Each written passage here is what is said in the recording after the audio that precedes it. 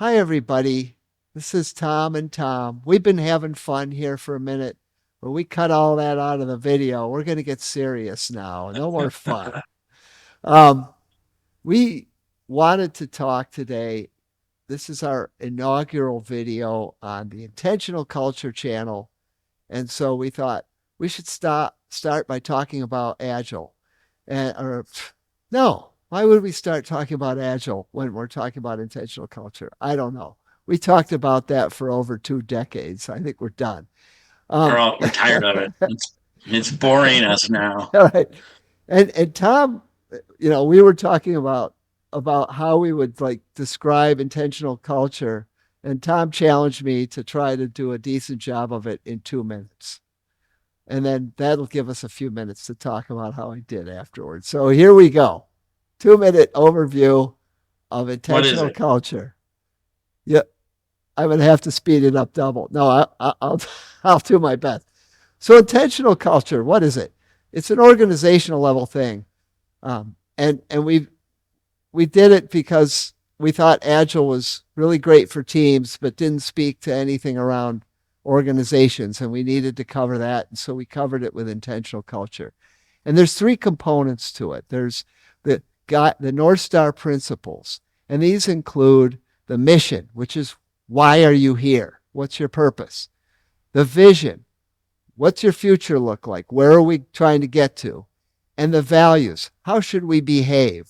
What is our culture shaped by our behavior patterns that are most important? And then we have structure, and structure is a lot has a lot of moving parts, but they're all about supporting empowered teams because we believe that team centric approaches where the people doing the actual work, the individual contributors, are the ones that need to be empowered and supported if you're going to have good outcomes. And we could say a lot about that, but I just don't have the time. And then we move on to ceremonies, which are a way of getting rid of stupid meetings that everyone hates and replacing them with rituals that everybody loves.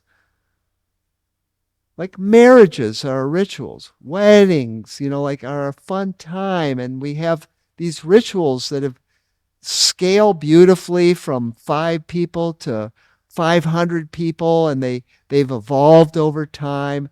And so rituals are really powerful tools for ensuring that you create behaviors all across the organization that can be consistent but still evolve and still scale. And that's it. That's the essence of it. In less than 2 minutes? I think close anyway. I don't know. I don't know that anyone will listen to that 2 minutes. Oh, really? It was that boring, huh? Culture. Culture is how you feel. Culture is how work gets done, not how you pretend that it gets done, not how you say that it gets done, not how the manuals say that it's got done, not what you tell the regulators when they come in to audit you, what you do. It's what you actually do. And in most organizations, there's usually a group of people, if it gets to any size, that's writing down process and trying to get everyone else to follow them. And then there's everybody else doing whatever they've always done to get the work done. And that's emergent culture. Unless they like what was written down and they actually think it's better than what they were doing before, but that might be Nobody rare. ever likes what's written down. Well, So if culture is what you actually do, not what you say you do, and there's a diagnosis for culture, which is how does culture make me feel? Then like what you actually do and how you feel are key tools that we can use to define culture that isn't accidental, that is something that people will actually do, not what you say they do and not what you wrote down, but what they'll actually do, how to make that happen, how to make a culture that you actually want to show up to work, how to make a culture that actually honors and rewards humans for their individual effort and behavior, uh, how to actually build a culture that aligns with your mission, vision, and values. Because even mission, vision, and values, everyone writes those down. They put them up on the wall. They put integrity up on the wall. As in a big building, you walked under a giant sign that said integrity. They lied every week on their timesheets. Yeah. Yeah. Getting people to do what you want them to do is hard.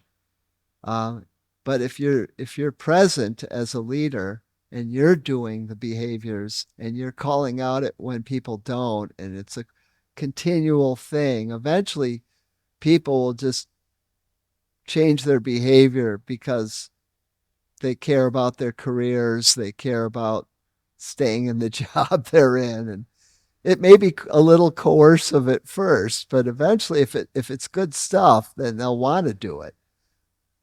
You and I, we wrote the book, and we really focus our work when we work with people on smaller startups whom they don't want to create a mindless, soul-sucking bureaucracy where most of the energy is wasted in coordination and meetings.